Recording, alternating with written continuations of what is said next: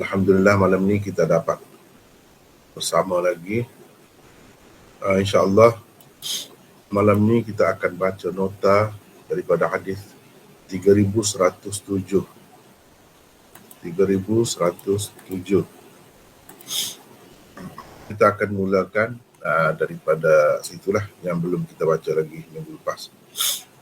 Wabihi qala haddathana Yazid bin Khalid Ar-Ramli qala haddathana ibn Wahb an Huyay bin Abdullah an Abi Abdurrahman Al-Hubulli an Ibn Amr قال النبي صلى الله عليه وسلم إذا جاء الرجل يعود مريضا فليقل اللهم اشف عبدك ينكأ لك عدوا أو يمشي لك إلى جنازة. قال أبو داود وقال ابن السرح إلى صلاة.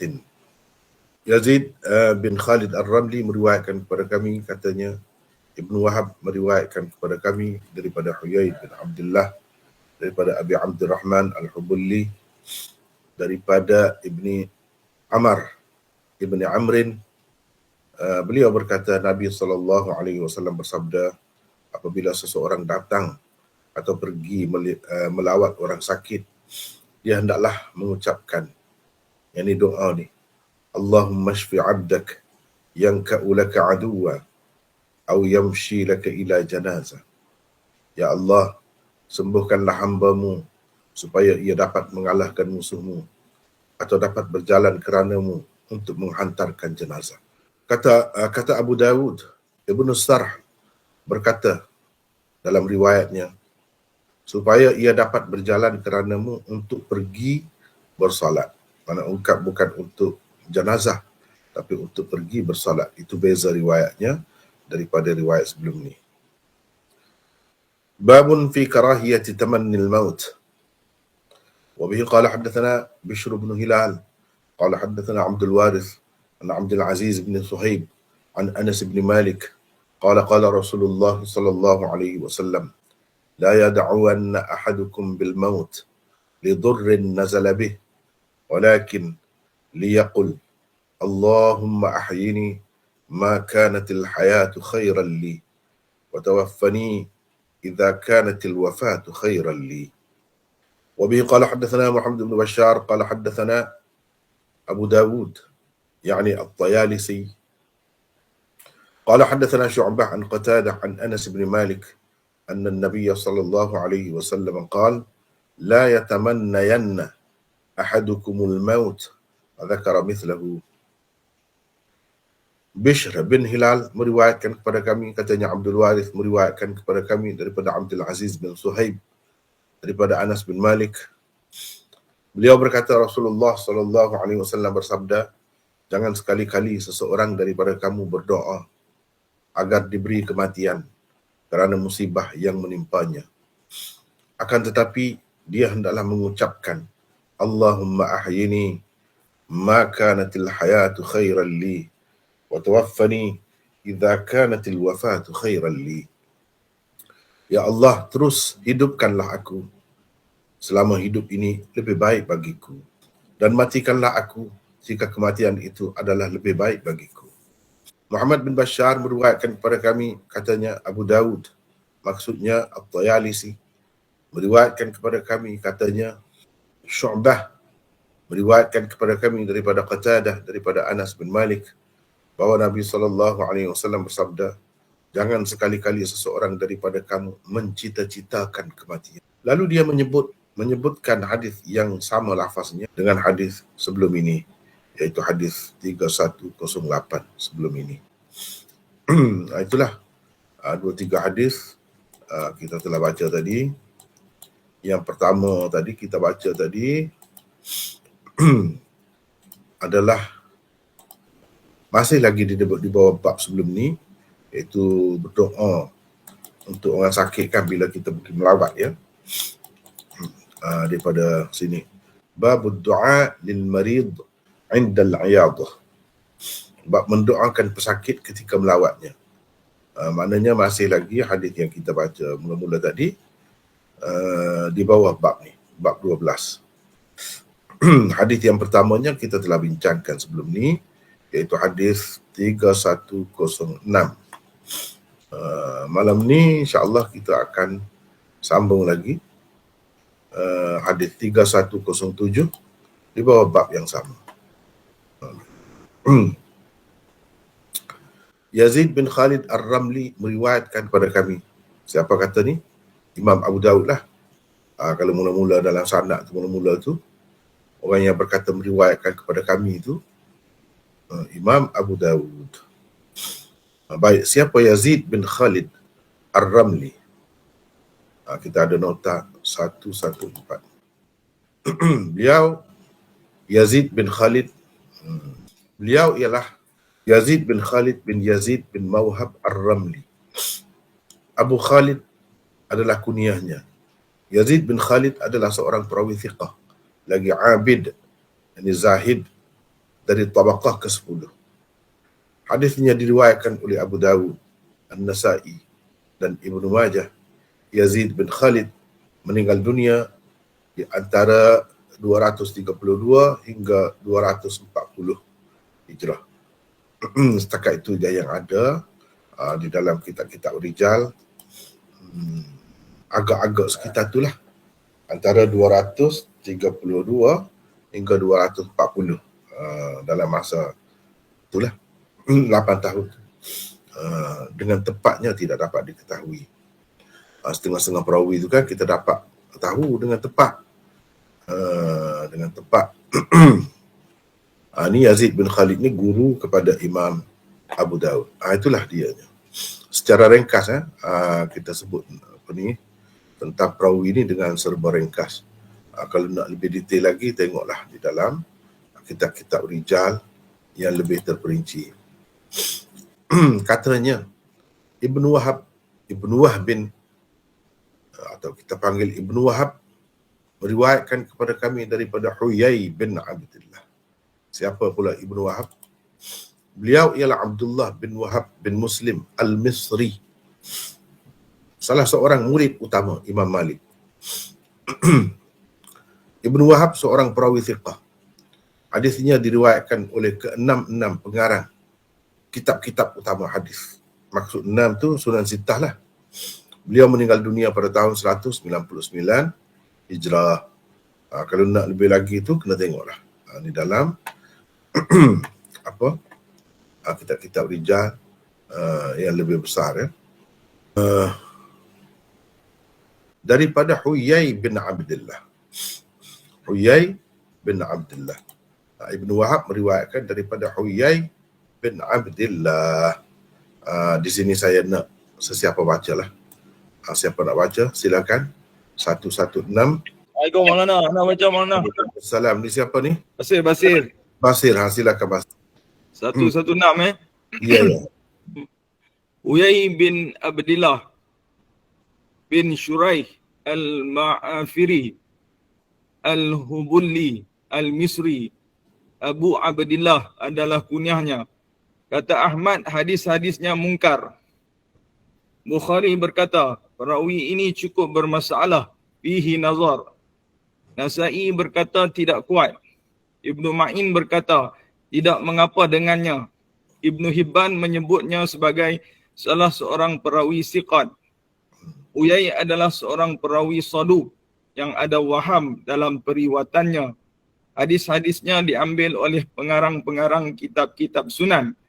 Beliau meninggal dunia pada tahun 143 Hijrah.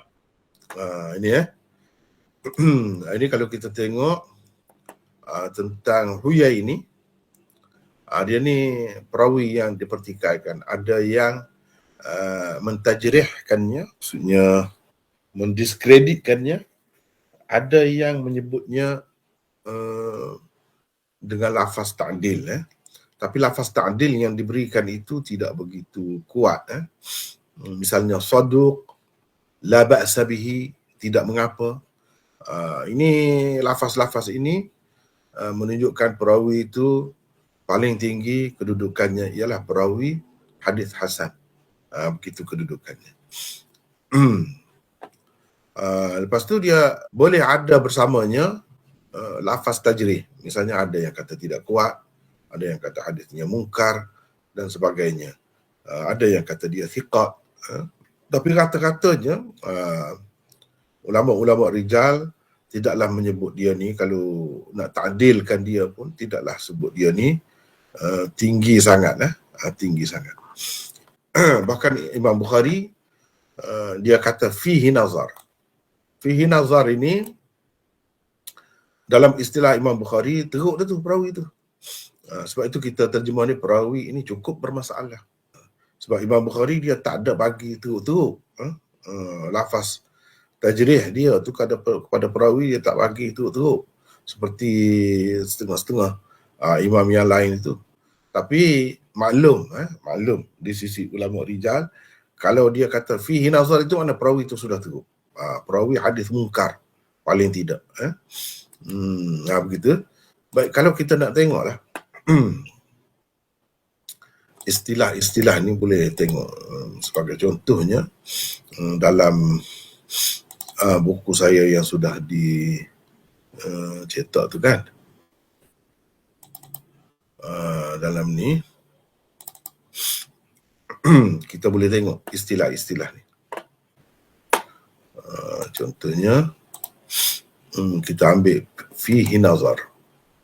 Fihi nazar. Fihi nazar. Kalau kita ambil dalam istilah dia di sini. Di akhir kitab tu saya ada bagi sebagai contohnya. Ada pandangan mana kritis terhadapnya. Fihi nazar. Boleh kita makan dengan beberapa terjemahan. Perawi ini perlu diteliti. Perawi ini cukup bermasalah. Itu makna fihi nazar. Ini adalah satu istilah yang menunjukkan jarh, kelemahan atau kekurangan pada seseorang perawi hadis.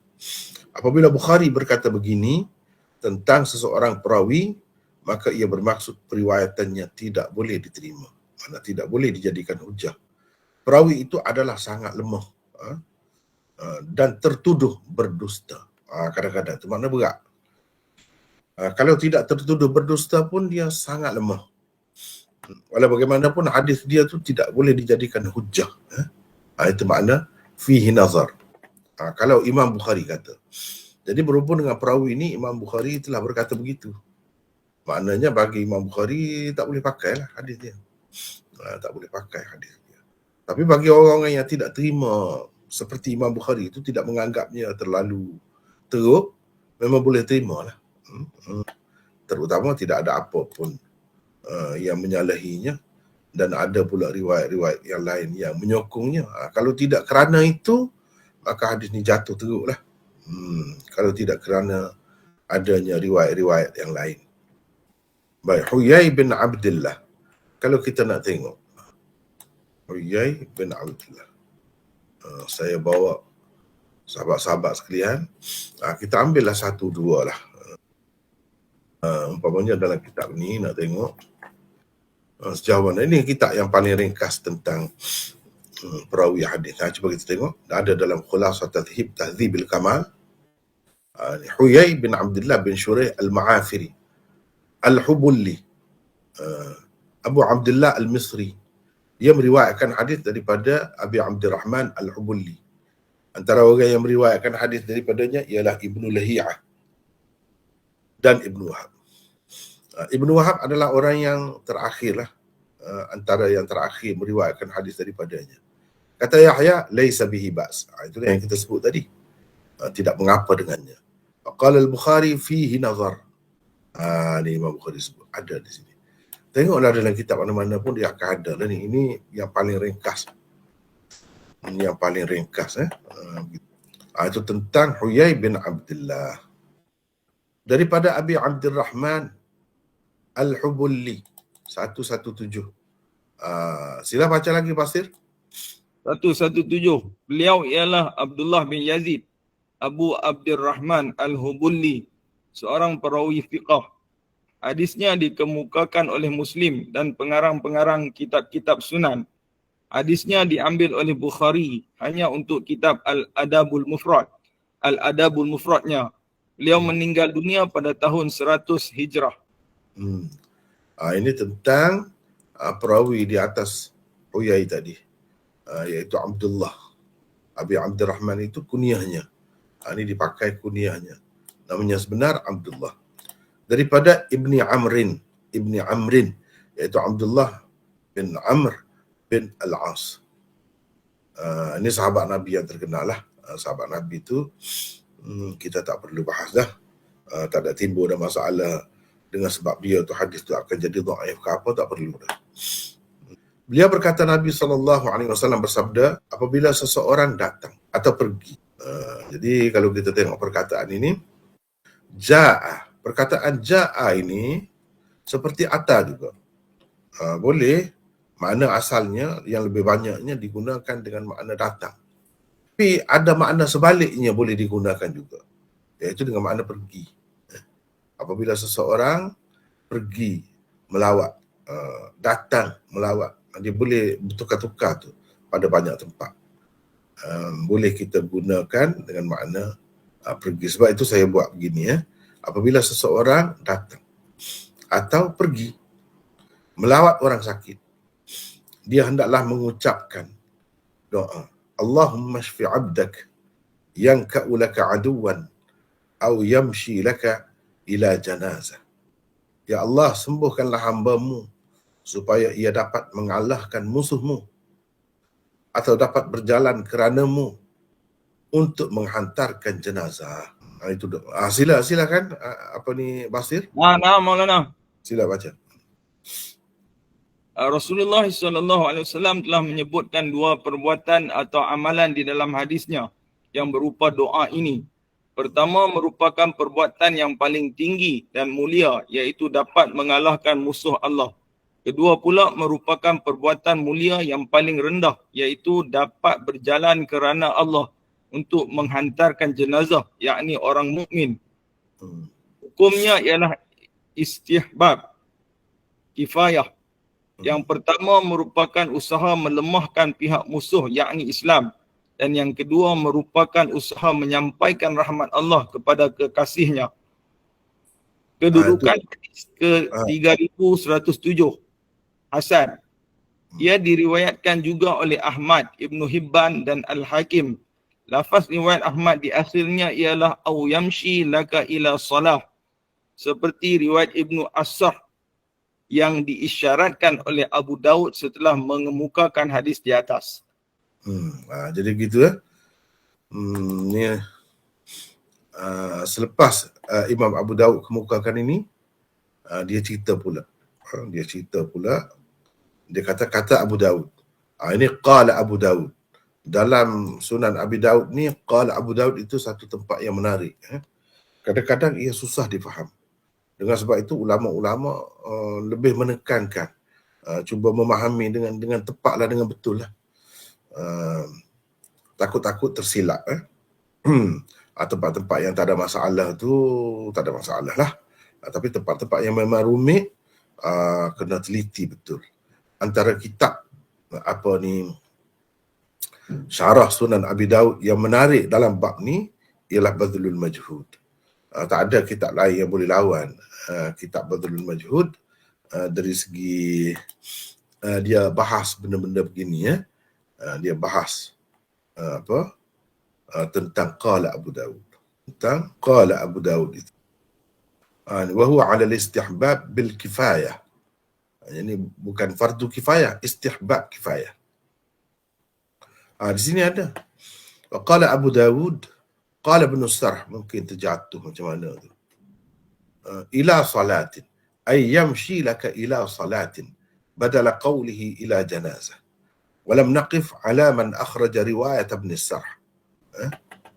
Kita tak tahu riwayat Ibn Sarh ni ada sesiapa di kalangan ulama hadis yang meriwayatkan di dalam kitab mereka, tidak ditemui. Tapi macam saya sebut tadi, sebenarnya hadis ini selain diriwayatkan oleh Abu Daud, ia juga diriwayatkan oleh Ahmad.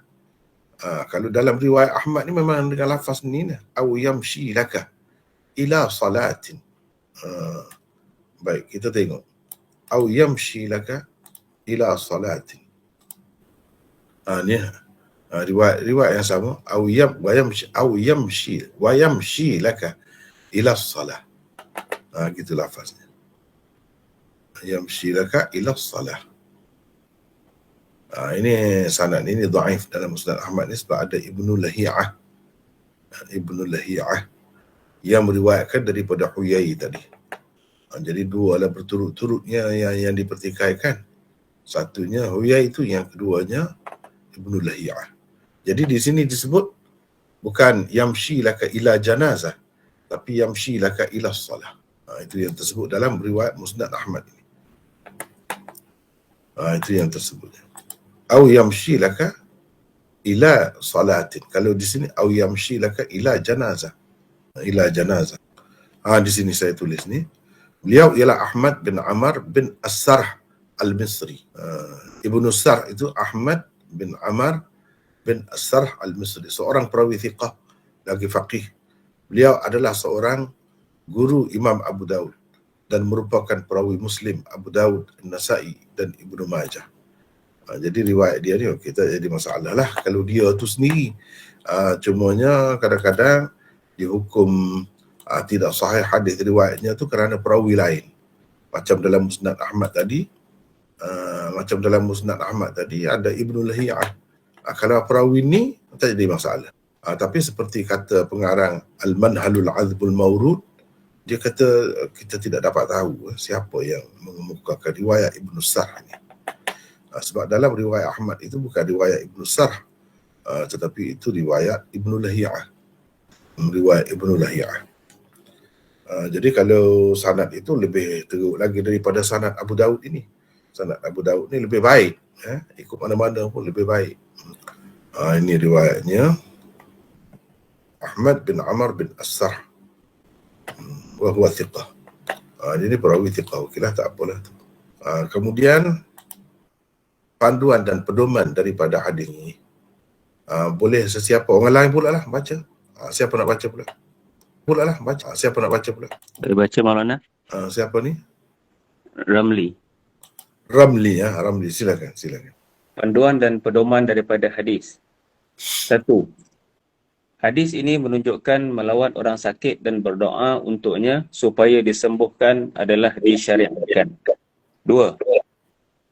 Ia menunjukkan kelebihan berjihad di jalan Allah dan adanya galakan supaya menghantar jenazah ke perkuburan atau mengurus dan menyiapkan jenazah, tetapi semuanya hendaklah dilakukan dengan ikhlas kerana Allah Subhanahu wa taala. Demikian juga pergi bersolat dengan berjemaah di masjid dan lain-lain. Ia juga merupakan perkara yang menghampirkan seseorang kepada Allah jika dilakukan dengan ikhlas kerananya. Sekejap. Jadi di mana kita ambil ikhlas itu? Cuba kita perhatikan di sini. Kalau dalam lafaz Arab tu lebih jelas. Yang ka'ulaka. Laka ni, perkataan laka ni yang memberi keranamu. Yamshi laka. Ni keranamu. Disitulah ambil laka. Lillah misalnya. Lillahi ta'ala.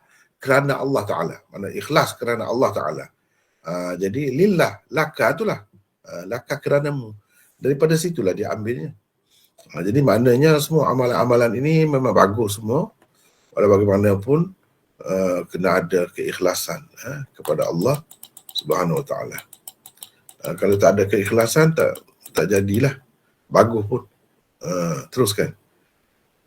Nombor 3, hadis ini dan hadis sebelum ini juga menunjukkan keharusan menjampi orang sakit, khususnya dengan jampi yang telah diajarkan oleh Rasulullah sallallahu alaihi wasallam.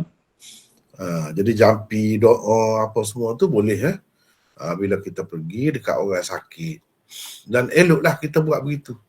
Jadi walaupun hadis ini tidak begitu kuat, tapi dicampur-campur dengan yang lain tu boleh. Boleh pakai. Boleh pakai. Dan yang disebut di sini yang ka'ulaka, supaya ia dapat mengalahkan musuhmu. Jadi dapat mengalahkan musuhmu ni, yang ka'u ni ada banyak makna. Ada banyak maknanya. Antaranya cuba kita tengok di sini. Naka yanki, nakal aduwa wa fihi. Ini fil adu, nikayatan, qatala, wa jaraha. Itu maknanya membunuh. supaya dia dapat membunuh orang keranamu, melukakan musuh, membunuh musuh. Yang ini kesimpulan daripada maksud dia itu mengalahkanlah. Naka al-qarha, naka'aha. Naka al-qarha seperti mana'a. Maknanya fataha lah. Fataha yaftahu. Naka yanka'u. Qasharaha qabla an tabra'a. Fanadiyat.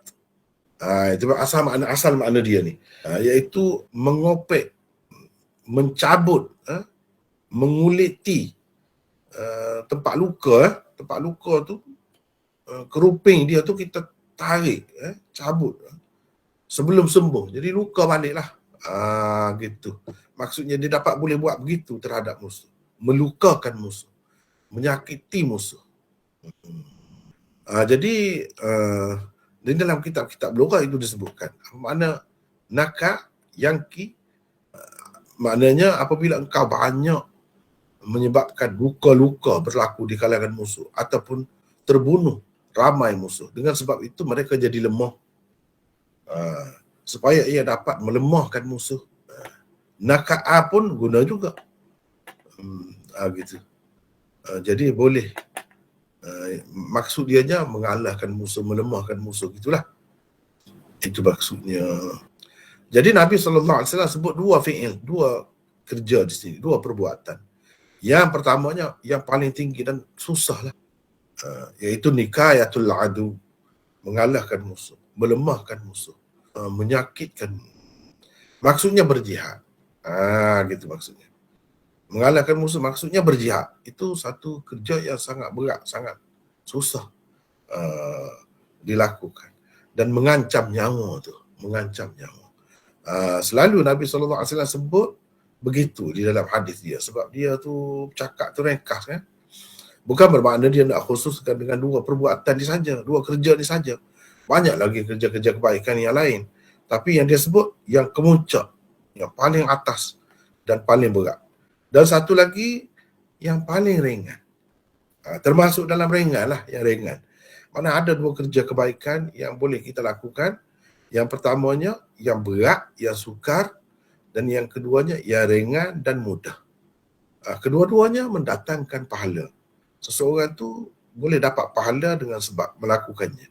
Iaitu berjalan pergi kepada jenazah untuk menguruskannya ke, menyiapkan jenazah itu, ataupun untuk mengusungnya, memikulnya, bawa pergi ke kubur dan sebagainya, mengebumikan dia, itu semua termasuk. Itu yang Rasulullah SAW sebut di dalam hadis ini. Maknanya pahala dia tu besar. Dan ia termasuk dalam istihbab bil kifayah. Istihbab bil kifayah. Jadi kalau fardu kifayah, ada segolongan saja buat, seorang saja buat, dalam ramai-ramai itu dah lepas dah. Tak berdosa. Kalau tidak, berdosa semua. Istihbab bil kifayah ni makna kalau ada sebahagian saja yang buat, kira elok dah tu. Bagus lah tu. Inilah yang disebutkan di dalam hadis ini. Kemudian kita pergi, maknanya jangan ingat dua ni saja ya. Banyak lagi kerja-kerja lain yang macam itulah. Ada yang sukar dan payah kita nak buat. Ada yang mudah. Mudah pun susah jugalah. Tapi nak banding dengan pergi berperang tu, mudah ni lah, ringan ni lah. Kedua-duanya boleh menyebabkan seseorang tu dapat pahala. Dan kalau kita pergi kepada orang sakit, doa tu untuk benda yang baik, untuk agama. Bukan untuk buat maksiat pula. Bila sihat tu buat maksiat pula. Itu tak boleh. Berdoa begitu. Misalnya kita berdoa biar dia sembuh, nanti lepas pada ni kita boleh pergi pula tempat berdancing tu. Itu tak boleh macam tu. Berdosa, doa macam tu tak boleh. Kalau nak doa yang baik-baik. Yang baiknya apa? Iaitu yang Nabi SAW ajarlah. Buat, maknanya kalau sembuh, kalau sihat, boleh buat kerja-kerja agama dengan sempurna. Itu maksudnya. Macam tu kena doa. Allahumma shfi 'abdak yanka'u laka 'aduwa aw yamshi laka ila janazah. Ataupun yamshi laka ila salah. ila salah ataupun ila salah. Boleh pergi sembahyang, biar dia boleh pergi sembahyang, alangkah sukanya dia dapat pahala. Jadi kita doakan begitu untuk dia. Bukan doa untuk buat maksiat pula bila sembuh. Itu tak boleh. Itu haram doa macam tu. Kalau dia orang yang tidak baik, orang ahli maksiat dan sebagainya, kita doa biar dia insaf lah. Biar dia terbuka hati dia, biar dia jadi baik selepas itu. Gitu maksudnya. Lepas tu habislah bab yang sebelum ini, kita pergi kepada bab lain. Bab ke-13. Babun fi karahiyati tamannil maut. Bab larangan mengharap mati, mencita-citakan kematian. Hadis yang kita telah baca tadi, Bishr bin Hilal meriwayatkan kepada kami. Siapa kata? Imam Abu Daud. 120. Bishr bin Hilal As-Sawwaf An-Numairi Al-Basri. Abu Muhammad adalah kunyahnya. Beliau perawi thiqah. Riwayatnya diambil oleh Muslim dan pengarang-pengarang kitab-kitab sunan. Bishr meninggal dunia pada tahun 247 Hijrah. Itu tentang Bishr bin Hilal, iaitu tempat Imam Abu Daud mengambil hadis ini. Satu perkara yang perlu ingat ya, iaitu tidak semestinya seseorang pengarang kitab hadis ini dia ambil daripada perawi yang baik-baik semua, tidak. Ada juga perawi tempat dia ambil tu mana perawi yang memang bermasalah, perawi yang tidak diterima oleh orang lain. Ada juga kadang-kadang begitu. Jangan kita ingat setiap gurulah kita kata tempat seseorang pengarang kitab hadis tu ambil hadis dia mesti baik. Mesti orang tu orang soleh, orang yang terkenal baik. Tak mesti begitu. Apalagi kalau di peringkat atas ni. Di peringkat atas ni. Sama, begitu juga. Kadang-kadang terus guru pengarang itu sendiri pun perawi bermasalah. Tak kira lah kalau dalam kitab-kitab yang tinggi-tinggi yang utama tu dia lain. Macam ni Bishr bin Hilal okey lah, tak ada apa lah. Tapi kadang-kadang nak ceritanya pengarang-pengarang kita hadis ni dia semata-mata nak kumpulkan hadis. Tetapi dia telah melaksanakan amanahnya, tanggungjawabnya, iaitu dia kemukakan sanad. Jadi kita orang yang datang kemudian ni kena tahulah sanad itu. Dia telah melaksanakan tanggungjawab dia. Meriwayatkan kepada kami katanya Abdul Warith 121. Abdul Warith bin Sa'id bin Zakwan At-Tamimi Al-Ambari Al-Basri. Kunyahnya ialah Abu Ubaidah. Beliau seorang perawi thiqah, teguh lagi hafiz. Beliau adalah salah seorang perawi bagi ke-6 kitab utama hadis. Sunan Sittah tu dia ni perawi. Ibnu Sa'ad berkata Abdul Warith meninggal dunia pada tahun 180 Hijrah. Kalau kita nak tengok lebih lagi, boleh tengok di dalam kitab-kitab rijal lah. Di sini sekadar sebut begitu. Apalagi kalau sebelum ni perawi itu dah ada jadi kita sebut sepintah lalu begitulah. Ataupun tak sebut dah. Meriwayatkan kepada kami daripada Abdul Aziz bin Suhaib. Abdul Aziz bin Suhaib 122 perawi thiqah dan salah seorang perawi 6 kitab utama hadis. Beliau meninggal dunia pada tahun 120 Hijrah. Kena ingat sekali lagi saya sebut ni bila sebut 6 kitab utama hadis. Jangan anggap inilah semua yang terkandung dalamnya lebih baik daripada hadis yang ada dalam kitab lain. Walaupun kitab tu masyhur macam Muwatta' Imam Malik misalnya, jadi hadis yang ada dalam semua kitab ni lebih baik. Jangan anggap begitu. Satu. Yang keduanya perawi thiqah dan salah seorang perawi 6 kitab utama hadis. Maksudnya kitab hadis ni bukan maksud dia paling sahih daripada kitab-kitab lain. Kesahihannya itu lebih tinggi daripada kitab lain. Bukan begitu maksudnya. Ini maksudnya kitab yang masyhur di kalangan umat dan telah dijadikan umat sepanjang masa sampai ke hari ini sebagai sukatan pelajaran. ataupun pengajian hadis. Mesti mereka kena belajar di kitab ni. Termasuklah yang kita belajar Sunan Abi Daud ni. Itu maksudnya. Apalagi nak kata setiap hadis dia tu lebih baik daripada hadis kitab lain. Tidak begitu. Jangan anggap begitu. Nak kata semua kitab ni Sunan Ibnu Majah sekalipun lebih baik lagi daripada yang lain. Tidak begitu juga. Tidak begitu juga. Jadi yang lebih itunya maksud ni, maksud 6 kitab utama ni, kitab yang masyhur di kalangan umat dan telah dijadikan oleh mereka sebagai sukatan pelajaran, sebagai silibus lah. Memang orang buat belajar. Adapun yang lain-lain tu buat rujukan. Kalau belajar yang 6 ni pun cukup dah sebenarnya untuk memandu seseorang itu memahami kitab-kitab hadis yang lain. Dari sudut tu disebutkan 6 kitab utama tu. Daripada Anas bin Malik, beliau berkata, Anas bin Malik, ini maklum dah, sahabat Nabi Al-Khazraji Al-Ansari, itu terkenal sebagai khadam Rasulullah sallallahu alaihi wasallam, dan dia termasuk dalam salah seorang 7 orang sahabat yang banyak meriwayatkan hadis daripada Nabi sallallahu alaihi wasallam. Salah seorang daripada 7 tu dialah seperti Abu Hurairah antaranya, Abdullah bin Amr bin Al-As, itu antara yang banyak meriwayatkan hadis.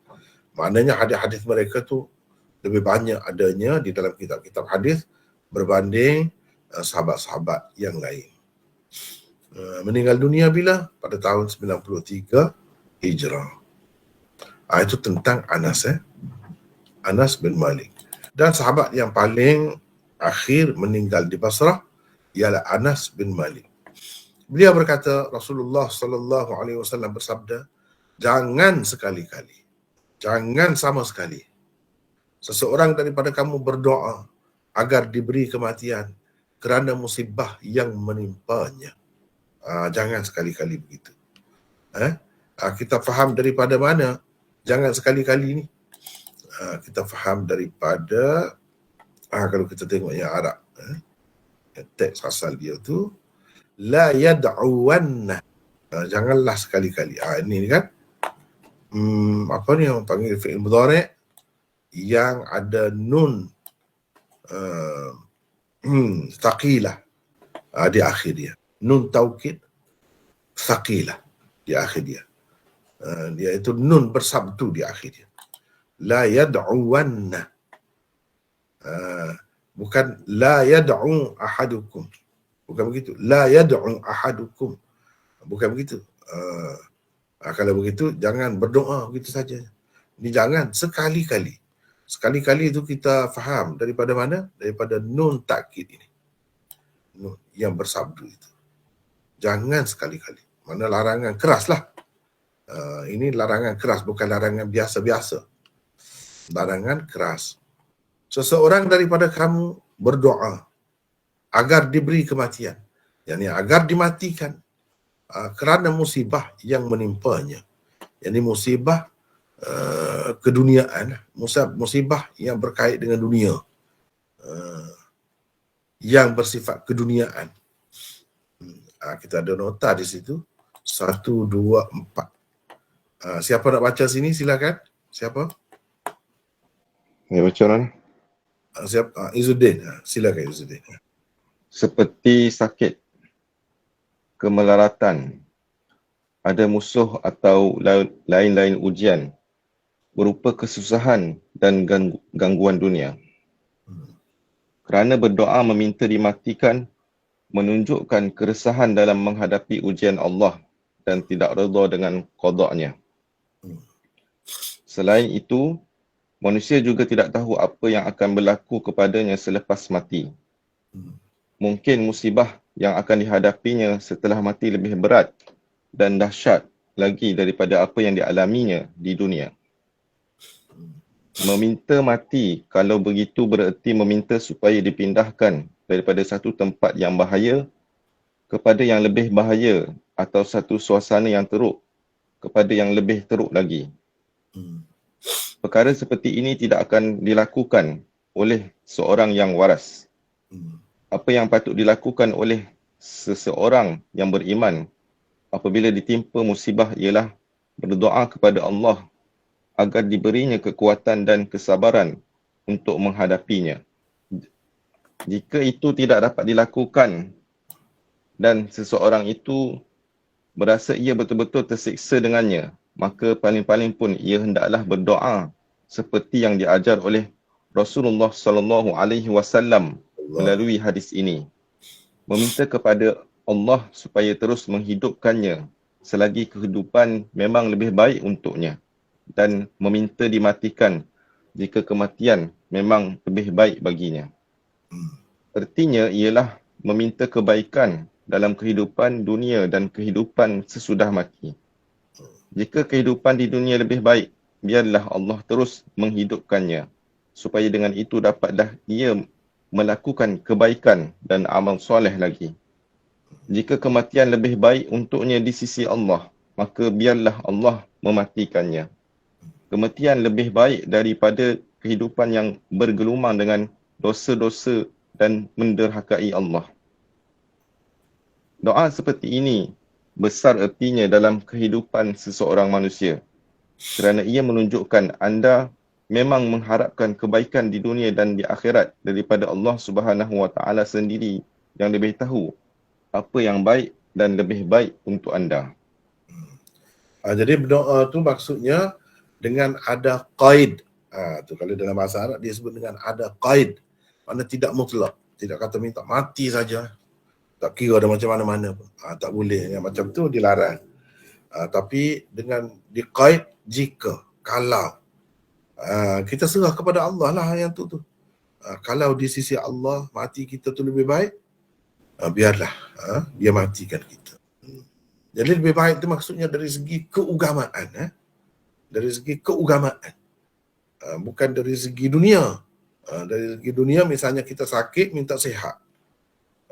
Bila sihat itu lebih baik untuk kita untuk buat apa-apa maksiat. Itu tak boleh. Itu tak jadi macam tu. Dia kena yang berkait dengan agama. Baik tu dari segi agama kita. Kalau lebih baik. Kalau lebih baik dari segi dunia tapi membawa kita kepada kederhakaan kepada Allah, membawa kepada dosa, tak ada artinya. Itu makna tidak lebih baik lah tu. Lebih baik ni kalau kita hidup terus kita akan taat kepada Allah. Kita akan buat benda-benda yang baik, amal soleh. Itu makna lebih baik tu. Lebih baik hidup tu. Mati begitu juga. Mati begitu juga. Mana tak boleh kita gantungkan dengan orang lain. Kita gantungkan dengan Allah. Allah lebih tahu. Serah kepada dia. Jadi doa ini walaupun nampak macam kita minta mati, sebenarnya bukan minta mutlak begitu. Kita serah kepada dia. Itu maksudnya. Serah kepada dia. Adapun minta semata-mata nak mati, itu tak boleh. Itu salah. Itu berdosa. Tapi kalau minta kerana bimbang, fitnah terhadap agama kita, iman kita, itu boleh.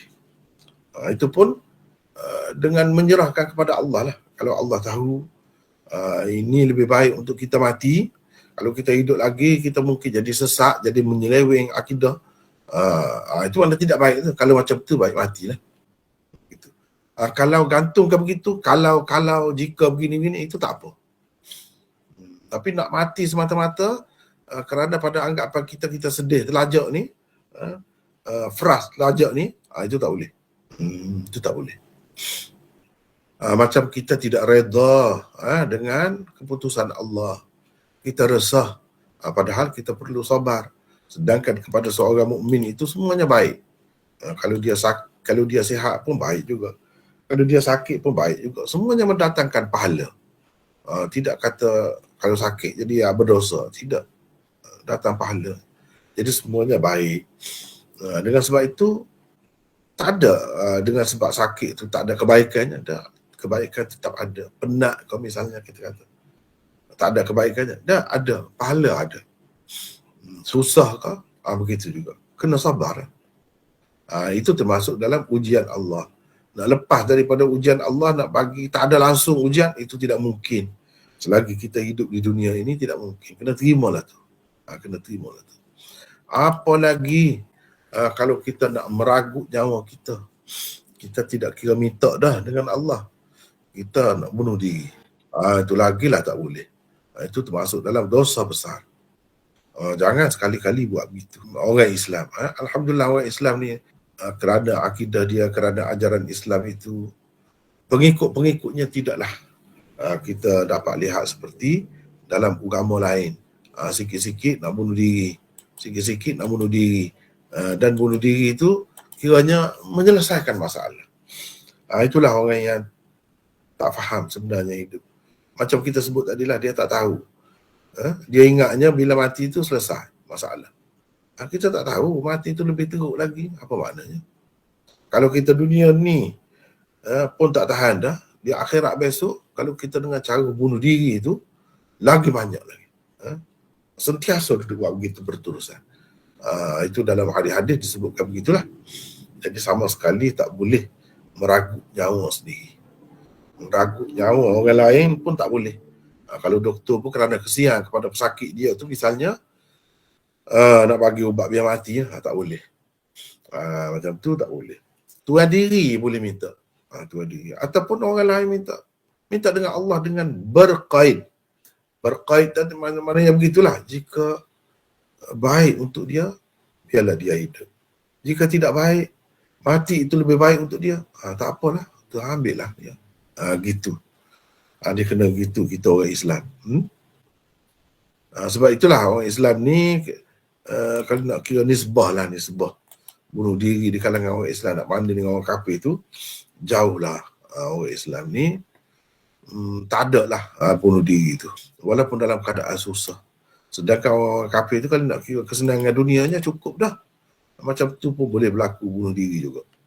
Ini menunjukkan bukan kemewahan dunia itu menjamin manusia itu bahagia. Tak ada jaminan sebenarnya. Akan tetapi dia hendaklah mengucapkan Allahumma ahyini ma kanatil hayatu khairan li wa tawaffani idza kanatil wafatu khairan li. Dia kena doa begitu. Tapi jangan dijadikan kebiasaan doa begini ni. Jangan orang kata buat besaran, jangan. Ini ni kalau penat sangat, letih sangat, tak boleh tahan dah. Kalau sikit-sikit nak berdoa macam ni, jangan. Ni doa bukan untuk setiap masa. Untuk setiap masa, untuk biasa tu apa? Allahumma inni a'udzubika minal ajzi wal kasal. Misalnya. Yang perlu kita rajin, kita ni malas lah sangat. Malas. Nak buat kerja. Minta doa berlindung daripada Allah, daripada kemalasan, daripada kelemahan. Itu. Doa tu boleh. Sentiasa boleh. Sebab malas ni penyakit teruk. Penyakit berat. Lemah pun penyakit berat juga. Lemah. Ghalabatid dain wa qahrir rijal. Kerana jadi tenggelam dalam hutan. Minta berdoa, minta jauh. Lepas tu kita dikuasai, dicengkam oleh orang, disebut lelaki di situ. Maksudnya orang jajah kita. Orang memperhambakan kita. Itu minta. Itu boleh minta. Sentiasa minta pun tak apa. Nak minta murah rezeki, nak apa, itu boleh. Sentiasa boleh. Minta sihat, minta apa, itu sentiasa boleh. Tapi yang ni, doa ni, Nabi ajar, Nabi sebut. Tapi sebut tu maknanya jalan terakhir. Jalan terakhir. Dan bukan semua sahabat mengamalkannya. Sebab itu ada beberapa orang saja sahabat yang ada doa minta dengan Allah supaya matikan dia. Ada. Dengan sebab itu ulama-ulama membuat kesimpulan yang kata tak boleh minta mati ni bukan mutlak juga. Tak boleh minta mati ni kalau kerana perkara dunia. Kita susah, kita miskin, kita apa-apa ke dana, kita ditindas, kita macam-macam lah, dianiaya. Dunia lah. Mana benda tu boleh diubah, boleh diikhtiar lagi. Kerana tu tak boleh minta mati. Tapi kalau kerana akidah, kerana iman, boleh. Boleh begitu. Kerana kita takut kecuaian kita dalam agama, boleh nak minta begitu. Tapi tidak untuk basahan kita buat doa harian minta sentiasa begitu. Bukan begitu. Ini ketika orang yang teruk sangat. Bayangkanlah. Kita cuba bayangkanlah. Katakanlah orang sakit tu lama sakit. Menyeksa diri dia satu hal. Nak buat ibadat dengan sempurna pun tak boleh. Lepas tu menyusahkan orang pula, menyusahkan anak isteri misalnya. Menyusah. Begitu. Dan habis duit banyak pula. Sedangkan duit tu kalau boleh guna untuk lain-lain. Misalnya, kita tu dalam keadaan begitu. Ketika itu boleh berdoa. Doa pun bukan minta mati secara mutlak juga. Dengan berkait. Yang ni, sekiranya mati itu lebih baik bagiku. Mana di sisimu lah, mu lebih tahulah. Kita dengan Tuhan. Kalau hidup tu lebih baik untuk kita, maksudnya agama kita tidak terjejas, iman kita akan terus terpelihara dan kita akan dapat buat amal soleh lagi, maka kita minta Allah teruskan hidup kita. Dalam keadaan yang hampir nak mati tu kadang-kadang berapa ramai orang. Lepas tu sihat pula, orang kata segam mega pula. Tak ada apa-apa, tak sangka. Kira-kira macam nak mati dulu. Boleh berlaku benda macam tu. Semua jadi berlaku dengan kuasa Allah. Jadi kita kena begitulah. Kena begitu.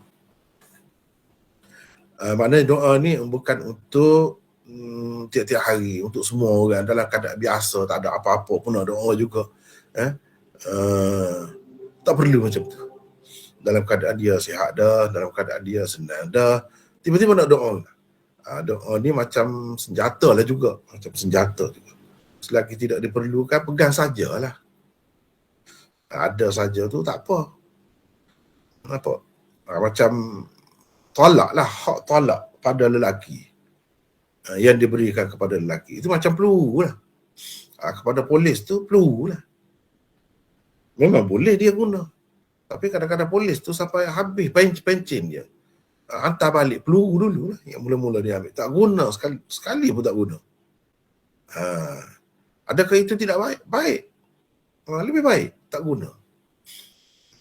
Jadi ini pun begitu juga. Ini senjata. Tapi senjata bukan untuk digunakan. Jika perlu sangat. Adalah keadaan-keadaan. Kita rasa tak ada dah nak boleh buat apa. Kita dengan Tuhan. Tapi itu pun begitu. Tak boleh mutlak. Tak boleh kita kata, ya Allah matikanlah aku. Matikanlah aku saja. Matikan saja aku ni segera. Tak boleh macam tu. Itu salah. Kena kata, jika mati itu lebih baik untukku. Kena ada jika. Itu kait tu, maksud kait tu. Kalau di sisimu mati itu lebih baik. Kita tak tahu. Mungkin tidak lebih baik. Mungkin kita tu Allah SWT nak bagi hidup lagi. Sebagaimana yang berlaku kepada sahabat Nabi Sa'ad bin Abi Waqqas itu. Kira-kira nak mati lah, nak wasiat dah. Tiba-tiba Allah SWT bagi dia segar pula, sehat pula. Lama pula hidupnya, banyak pula kerjanya, jasanya. Ya Allah terus hidupkanlah selama hidup lebih baik bagiku. Sebab kita dah hidup dah kan. Sebab itu selama hidup ni lebih baik untuk kita. Dan matikanlah aku lebih baik untuk kita. Baik, kita ada nota di situ. Yang ini kehidupan lebih baik bagi seseorang apabila taatnya kepada Allah melebihi maksiatnya. Melebihi maksiatnya. Itu makna lebih baik. Kalau maksiatnya lebih daripada taat, itu tidak lebih baik. Lebih baik ni maksudnya kalau ketaatannya kepada Allah melebihi maksiatnya. Ada juga maksiat sebab kita tidak maksum. Ada juga dosa. Tapi pahala tu lebih banyak. Itu makna lebih baik lah tu. Dan zaman-zaman yang dilaluinya pula sunyi daripada fitnah dan ujian yang tidak mampu ditanggungnya. Yang tidak mampu ditanggungnya atau boleh mengancam imannya. Itu. Maknanya kalau mengancam imannya atau kalau fitnah itu tidak mampu dipikul oleh kita, ditanggung oleh kita, tak mampu kita nak hadapi, itu tidak lebih baik lah. Jadi kita berdoa kalau hidup ni lebih baik. Kalau macam tu tidak lebih baik tu. Kalau ujian tu kita teruk sangat kita. Tak mampu nak pikul. Ataupun ujian itu berupa ancaman kepada iman kita. Itu tidak lebih baik. Tidak lebih baik. Lebih baik ni tak ada benda macam tu. Ada ujian tu memanglah tak lepas. Selagi hidup ni ujian macam-macam ada, dan Nabi SAW pun dah sebut dah. Ujian ni dia mengikut kemampuan. Allah SWT bagi tu. Umumnya begitulah. Kalau orang tu mampu, sebab dalam Quran pun dia sebut la yukallifullahu nafsan illa wus'aha. Allah SWT membebankan manusia tu sekadar kemampuan dia. Kalau tak mampu tu kira Allah tak bagilah tu. Kalau bagi tu kira boleh. Memang boleh. Tapi katalah. Kita berasa kita tidak. Dan kita boleh jadi rosak. Rosak kita. Agama kita ni bukan maksudnya iman ni makna kita boleh jadi kufur saja. Tidak. Kita jadi rasuah ke misalnya. Yang mana dosa besar yang disebutkan sebagai neraka tu untuk orang yang rasuah tu. Jadi kita terlibat dengan benda macam tu. Sebelum kita sakit tu tidak begitu. Selepas tu hidup kita tu diuji dengan benda-benda macam tu. Teruklah. Tak mahulah macam tu. Kalau begitu tidak lebih baik lah. Kematian pula lebih baik bagi seseorang apabila keadaan berlaku sebaliknya. Sebaliknya tadi. Itu kematian lebih baik lah. Kalau kita hidup, lepas tu kita jadi rosak akidah kita, iman kita. Kita jadi kufur. Wala'iyadzubillah. Tak ada makna lah. Lebih baik matilah. Mati dalam iman. Sekarang ni kalau mati dalam iman. Akan datang kalau kita hidup, minta sangat, panjang umur sangat tu, nak hidup macam mana tak tahu lagi. Kalau hidup tu sehingga jadi agama kita tergadai, tak ada makna semua tu. Ataupun kita bergeluman dalam dosa. Dunia pun tak boleh terima kita. Rasuah, mereka nak seret kita pergi masuk jin. Selama mungkin. Jadi aib, jadi hina, jadi dalam dunia lagi. Di akhirat pula begitu. Itu tak ada makna macam tu. Tak mahu. Itu berkait dengan agama, maksudnya begitu. Itu berkait dengan agama. Dan matikanlah aku jika kematian itu adalah lebih baik bagiku. Jadi kita minta Allah SWT matikan kita. Boleh ke begitu? Ini Nabi ajarlah. Jika tu laqai itu. Kalau ada begitu, serah kepada Tuhan juga pada hakikatnya. 1, 2, 6. Siapa nak baca silakan. Siapa baca? Saya baca Maulana. Siapa? Saleh. Saya. 1, 2, 6. Kehidupan adalah satu nikmat dan kurnia Allah yang sangat besar kepada manusia, terutamanya kepada orang-orang Islam. Berdoa agar dimatikan oleh Allah apabila ditimpa suatu musibah berarti tidak menghargai dan tidak memberi apa-apa nilai kepada nikmat dan kurniaan Allah itu. Doa kematian yang tidak dibenarkan di dalam hadis ini ialah kerana sesuatu bencana, kecelakaan atau kesengsaraan duniawi yang menimpa seseorang. Apapun, kalau musibah yang menimpa boleh mengancam akidah. Sila. Adapun, kalau musibah yang menimpa boleh mengancam akidah atau kehidupan beragamanya, maka dibolehkan tetapi tidak secara mutlak, iaitu semata-mata meminta kematian tanpa sebarang syarat atau qaid. Berapa orang sahabat bahkan telah berdoa kepada Allah meminta kematian tetapi dengan berqaid. Sebagai contohnya, Sayyidina Umar radhiyallahu anhu sendiri pernah berdoa meminta Allah mematikannya, dan ia diriwayatkan oleh Malik dalam kitabnya Al-Muwatta dan orang-orang lain juga. Kata beliau, yakni Umar, Allahumma kabirat sinni wa da'ufat quwwati wa intasharat ra'iyyati faqbidni ilaika ghayra mudayyi' wala mufarrid. Bermaksud, ya Allah, umurku telah tua, kekuatanku telah lemah. Apa benda ni? Rakyat sejak rakyat silap. Rakyatku pula telah bertibaran, yakni sangat ramai. Ambillah nyawaku dalam keadaan aku tidak mensia-siakan yakni apa-apa perintahmu dan tidak pula cuai, yakni dan bermudah-mudah dengannya. Itu doa Sayyidina Umar. Maknanya ini minta matilah ni. Boleh? Sebab itu ulama-ulama mengatakan tidaklah minta mati tu tak boleh secara mutlak, tidak. Kalau minta mati ni pun dia sudah berapa dah umur dia. Sa'id bin Musayyab kata selepas daripada Sayyidina Umar minta doa ni, tak sempat habis bulan tu dia mati. Walaupun pensyarah hadis kata yang dia berdoa ni bukan maksud nak suruh cepat mati, bukan maksud nak minta Allah SWT matikan dia segera, tidak. Maksudnya dia minta mati ni jangan mati dalam keadaan ini. Kalau hidup lama lagi pun kalau tidak begini okey je, tak apa. Ada juga yang berpendapat begitu. Tapi ada juga ulama yang mengatakan tidak. Memang dia minta. Minta nak mati. Tapi ini yang dikatakan dengan qaid ni, ghaira mudayyi' wala mufarrid. Ni ada qaid ini. Ada qaid ni tak apalah. Ambillah nyawaku dalam keadaan aku. Itu dalam keadaan aku. Tidak mensia-siakan. Jadi apa-apa perintahmu dan tidak pula cuak. Dalam keadaan itu. Ambil nyawa aku. Kalau macam ni, tak apa. Boleh. Bahkan Nabi SAW ada ajar sahabatnya yang lain supaya berdoa begitu. Umpamanya kalau kita tengok ni. Ini cerita Sayyidina Umar. Hadis tadi panjang, cuma kita ambil sebahagian sajalah. Ini doa dia ni. Ni ada ni. Dia ajar kepada Nabi SAW berdoa begini. Katakanlah wahai Muhammad, bila engkau telah selesai bersembahyang, Allahumma inni as'alukal khairat wa tarkal munkarat wa hubbal masakin wa idza aradta bi'ibadika fitnatan faqbidni ilaika ghaira maftun. Bila engkau hendak menimpakan sesuatu fitnah terhadap hamba-hambamu, engkau ambillah aku, kembalikan kepadamu dalam keadaan aku tidak terfitnah.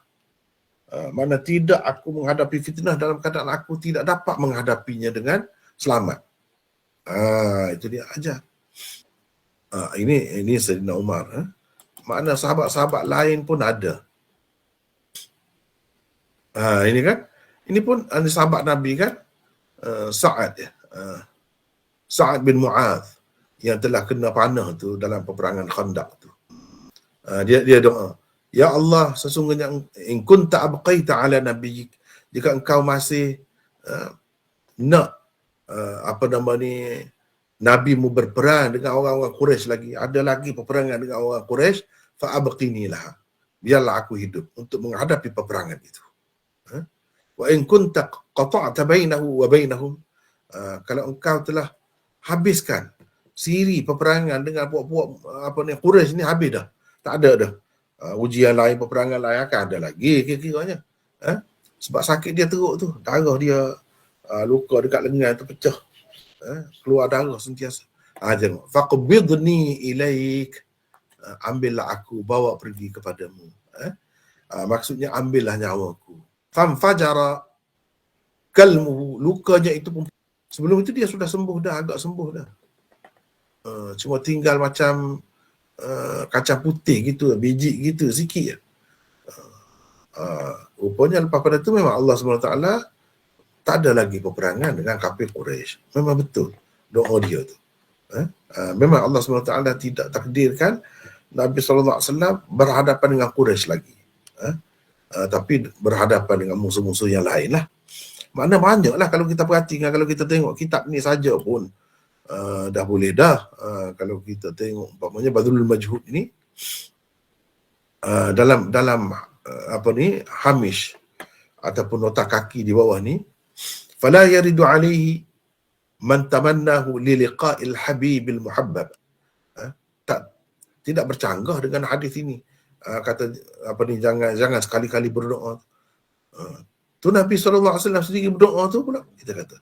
Misalnya Nabi SAW kata, Allahumma alhiqni birrafiqil a'la. Dekat dia nak mati. Itu maknanya Nabi SAW minta nyawa dia diambil oleh Allah lah tu. Bawa pergi kepada teman yang paling tinggi. Itu maksudnya Allah lah. Itu Nabi sendiri minta. Itu lain. Itu lain. Sebab apa? Sebab memang dia tahu dah. Memang akan pergi. Begitu. Lepas tu, yang disebut oleh Imam Nawawi dalam Tahdzibul Asma' wa Sifatnya. Mu'adz bin Jabal ada juga mencita-citakan kematian. Bahkan dekat dengan dia nak mati, dia kata marhaban bil maut, selamat datang wahai kematian. Dan lain-lain lagi, ramai lagi orang-orang yang minta mati. Semuanya dengan berkait. Semuanya dengan kata kalau baik untuk agama dia, hidupkan. Kalau tidak baik untuk agama dia, mati. Gitu semua, ada kait itu. Ni Hafiz Ibn Hajar menukilkan daripada Ibn Umar, Abs al-Ghifari, Umar bin Abdul Aziz dan lain-lain. Mereka ni semua minta. Dan beliau menyimpulkan bahawa mencita-citakan anna tamanni lil fitan fid din mahmud lil maut sepatutnya. Maknanya tak jadi masalah. Kalau kerana agama itu tidak tercela. Kerana dunia itu yang tercelanya. Dan mesti dalam doa itu ada qaid. Kalau tidak ada qaid, mana jika tak ada itu, tak boleh.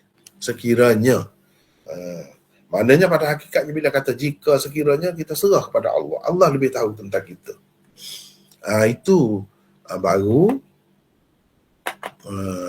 boleh. Kalau tidak, tak boleh. Baik, Soleh teruskan baca.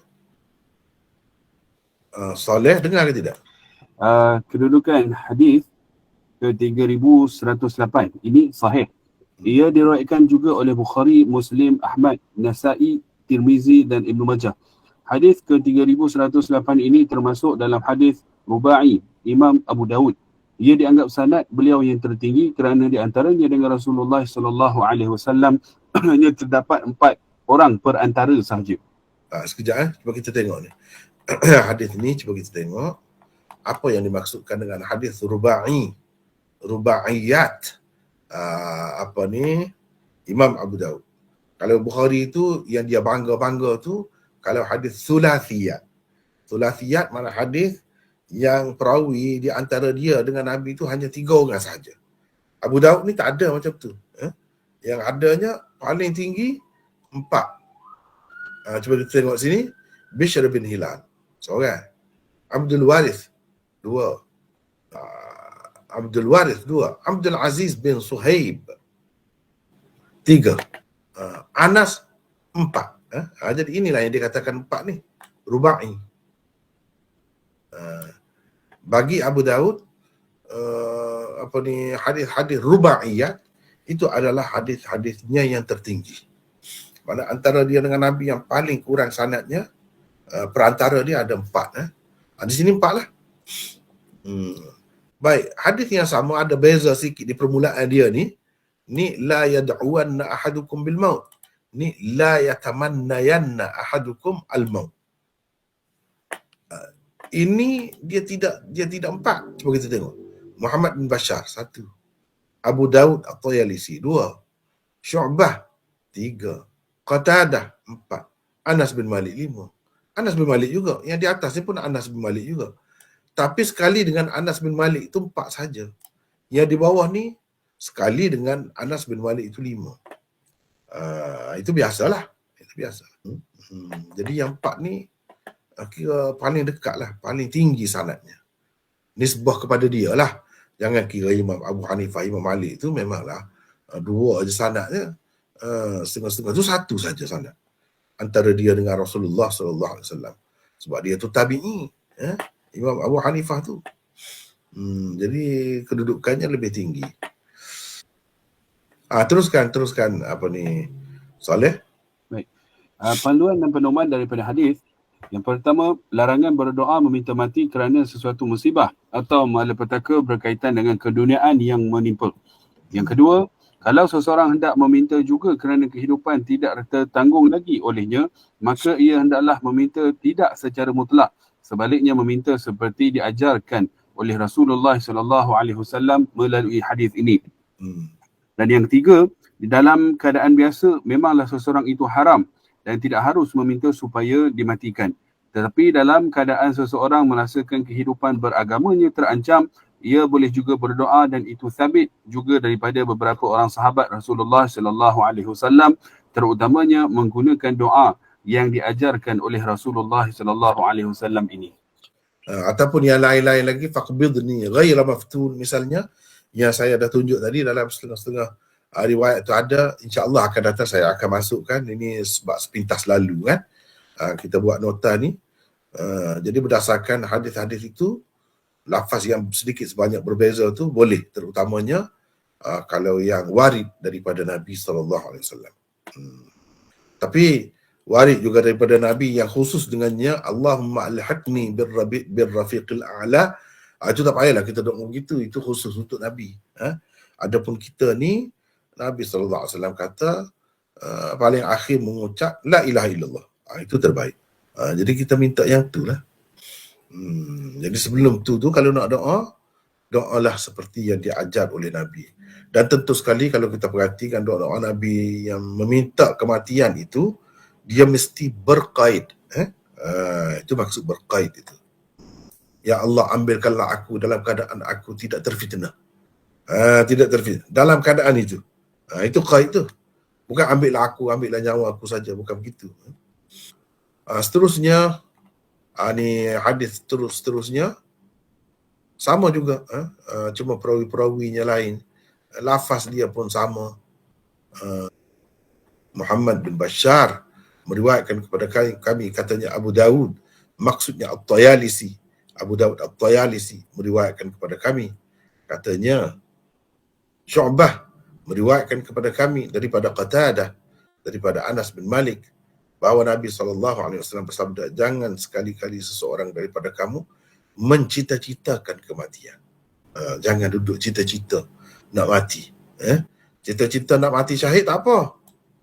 Tapi duduk mengidam-ngidam nak mati ni, tak boleh. Nak mati saja begitu kerana sedih dunia ke, itu tak boleh. Lalu dia menyebutkan hadis yang sama lafaznya dengan hadis sebelum ini. Yang tidak sama itu iaitu di bahagian awalnya sahaja. Adapun yang lain itu sama. Jadi ini tentang perawi-perawi saja, tak ada itu sangatlah. Ini yang terakhir ni kalau boleh baca sedikit ya. Ni Soleh, teruskan baca. 131. Maksudnya ialah perbezaan di antara dua riwayat itu hanya pada beberapa perkataan di permulaannya sahaja. Adapun bahagian akhirnya, kedua-dua riwayat itu sama sahaja. Di dalam saluran riwayat ini tersebut larangan Nabi SAW daripada mencita-citakan kematian. Di dalam saluran riwayat sebelumnya pula tersebut larangan baginda daripada berdoa meminta dimatikan. Kedua-duanya dilarang keras. Tidak semestinya apabila seseorang mencita-citakan kematian, ia akan berdoa juga kepada Allah supaya dimatikan. Mungkin juga ia melakukan kedua-duanya. Melakukan salah satu daripadanya atau kedua-duanya, semuanya dilarang keras oleh Rasulullah SAW. Dalam keadaan susah bagaimana sekalipun, seseorang manusia itu tidak boleh mencita-citakan kematian dan tidak mahu hidup terus. Dia sebaliknya hendaklah meminta kebaikan daripada Allah untuknya. Dia tidak boleh meminta kematian secara mutlak. Paling tinggi pun dia dibenarkan berdoa meminta kepada Allah untuk terus dihidupkan atau dimatikan dengan bersyarat, seperti diajarkan oleh Rasulullah SAW itu dengan menggunakan perkataan jika, seandainya dan sebagainya. Kena ada itulah. Itu maksudnya. Dan macam saya sebut awal-awal tadi, doa yang diajarkan oleh Nabi ni bukan untuk kita buat main. Macam peluru lah. Peluru tu. Kalau orang-orang yang mengambil jalan mudah nak bunuh diri tu, dia simpan dah racun. Macam racun itu. Bila dah tak ada jalan, dia ambil racun tu makan. Itu kalau orang kafir lah. Biasanya kita orang Islam tak boleh. Paling-paling ada doa ini. Doa ini bukan untuk buah besaran. Bukan nak pakaian yang harian kita, tidak. Ini yang untuk kita simpan jika perlu. Jika tidak perlu, tak perlu. Tak payah doa. Tak berdoa sekalipun dengan doa ini bukan bermakna kita melanggar sunnah Nabi SAW. Tidak. Jadi ini ada sunnah, tapi untuk orang-orang tertentu dalam keadaan-keadaan yang darurat betul. Kalau tidak, tak perlu berdoa. Tak ada salah pun tidaklah kata oh tak ada kelebihan sebab kita tak amalkan satu lagi doa Nabi ni. Tak perlu gitu. Ini betul-betul untuk keadaan darurat kita. Bunuh diri sama sekali tak ada dalam kamus kita, orang Islam. Paling-paling nak ada pun doa macam ni. Itu pun dengan berkait. Teruskan Saleh. Kedudukan hadis ke-3109 sahih. Ia dikemukakan oleh Abu Daud At-Tayalisi di dalam musnadnya dan An-Nasa'i di dalam Amalul Yaumi wal Lailahnya. Ada dalam itulah. Walaupun hadis ini kurang sikit nak banding dengan hadis di atas tadi, tapi kedua-duanya saling menguatkan. Dan Imam Abu Daud kemukakan sanad yang kedua ni sebagai mutaba'ah lah kepada hadis yang pertama. Dan walau bagaimanapun kedua-duanya sahih. Kedua-duanya sahih. Boleh dipakai. Tapi bukan bermakna boleh dipakai itu jadi kita kena berdoa lah. Tak. Doalah dengan doa-doa Nabi SAW. Banyak lagi yang lain. Doalah dengan doa-doa itu. Jadi sekadar itulah dulu untuk malam ini. Habis dan nota tu. Wallahu a'lam. Wa akhiru da'wana alhamdulillahi rabbil alamin. Ada apa-apa nak kemusykilan? Mungkin satu dua? Ada Maulana. Ya, silakan. Saya Asyad Maulana. Ya. Satu, boleh tak kalau kita doakan untuk si pesakit itu sendiri menggunakan doa ni yang berkait je lah. Kalau Boleh. dia tu sakit, teruk Boleh, sangat lah maksudnya. Boleh. Memang boleh. Satu lagi Maulana, Ya. macam peristiwa yang pernah saya alami lah. Macam seseorang tu dah tenat, sakit teruk, dan dia pakai alat pernafasan. Dan keadaan dia tu mesin tu dah yang bagi pernafasan ke dia, dan diri dia sendiri tu dah tak banyak dah bernafas sendiri. Jadi doktor minta kebenaran daripada keluarganya kalau nak melepaskan oksigen tu. Jadi macam mana kedudukan masa tu Maulana? Adakah kita waris tu ada hak untuk melepaskan oksigen tu yang boleh menyebabkan dia tu meninggal lah maksudnya. Wallahualam. Boleh. Dalam keadaan itu boleh. Dalam keadaan itu tak jadi masalah. Tapi kalau nak biar begitu pun okey juga. Sebenarnya kalau mengikut doktor pun dia akan mati dah, tak boleh pergi dah tu. Kalau macam tu. Mungkin dan tidaklah kerana dengan sebab ada mesin tu jadi sukar ke dia nak mati ke, ataupun kita buat mesin tu jadi sukar nak mati. Tak ada tu semua tu. Dalam suasana lain dah tu. Suasana lain dah tu. Kalau doktor dah kata begitu tu kira-kiranya memang boleh dah tu. Memang tidak bermakna kita menyeksa dia, tidak. Kita nak dia mati biasalah. Kalau tidak orang duduk sangka dia hidup lagi, sebenarnya dia mati dah. Gitu juga. Jadi tak ada jadi masalah lah tu. Sama ada cabut ke ataupun masih letak lagi, itu semua tidak menyebabkan jadi dia tu nazak ataupun seksa ke, tak ada kaitan semua tu. Ya. Ada lagi satu. Assalamualaikum Maulana. Waalaikumsalam warahmatullahi Asyik ni dari Pulau Pinang. Ya. Minta pendapat dan pencerahan Maulana sikit berkenaan dengan satu hadis ziarah kubur hari Jumaat ni, fadilat dia. Seperti mana yang diviralkan lah, saya dengar dalam WhatsApp group ni, seorang asatizah tu kata barang siapa yang ziarah kubur kedua ibu bapa dia pada hari Jumaat, maka dia akan diampunkan dosa kayaumin waladathu ummuh, seperti hari dia baru dilahirkan. Dan orang siapa yang ziarah kubur juga kedua ibu bapa dia pada hari Jumaat, dia akan mendapat pahala seperti mana pahala orang mengerjakan haji di Mekah.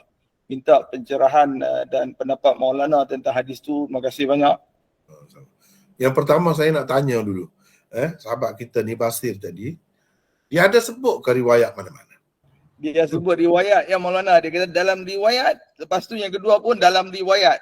Riwayat Dalam apa maksudnya dia dalam sebut. kitab mana? Dia ada sebut ke? Tak ada yang tu yang muskil tu kita kan. Sebab kalau kita tengok dalam Manarul Munif, Ibn Qayyim kata kalau hadis yang menyebutkan pahala berganda-ganda itu, dia terlibat dalam hadis yang daif. Kalau tak silap saya lah Maulana. Betul lah. Ibn Qayyim kata sebenarnya tidak ada satu pun hadis yang sahih. Dan itu semua tak betul lah tu. Tak betul. Bila-bila masa nak pergi ziarah pun boleh. Dan dengan sebab kita ziarah tu begini-begini, nak dapat pahala, nak dapat kelebihan begitu begini, tak boleh tu. Itu dah sampai ke peringkat percaya tu. Hadis yang dhaif itu tak boleh sama sekali dipakai. Dan tidak menentukan semua tu. Yang menentukan orang yang telah meninggal dunia ni amal. Semata-mata ziarah itu tak ada. Paling-paling pun kalau nak itu pun anak cucu lah yang buat amal soleh itu yang Nabi SAW kata tidak putus. Itu lah. Adapun kerana ziarah atau tidak ziarah tak ada menentukan semua tu. Duduklah di mana-mana pun anak cucu dia seberang 7 laut sekalipun. Allah SWT akan sampaikan munafaatnya kepada ayah atau datuk kita yang telah meninggal tu akan sampai. Dengan secara automatik, tak payahlah kita nak buat majlis khusus untuk hantar pahala apa. Itu kerja sia-sia saja. Tidak diajarkan oleh Nabi SAW. Bukan hari Jumaat saja, hari raya ke apa semua, itu semua karut semua. Tak ada dalam ajaran Nabi SAW. Tak ada dalam hadis yang sahih. Wallahu a'lam. Sekadar itulah dulu ya malam ni. Boleh? Terima kasih Maulana. Ya, Terima kasih Maulana. Assalamualaikum warahmatullahi wabarakatuh.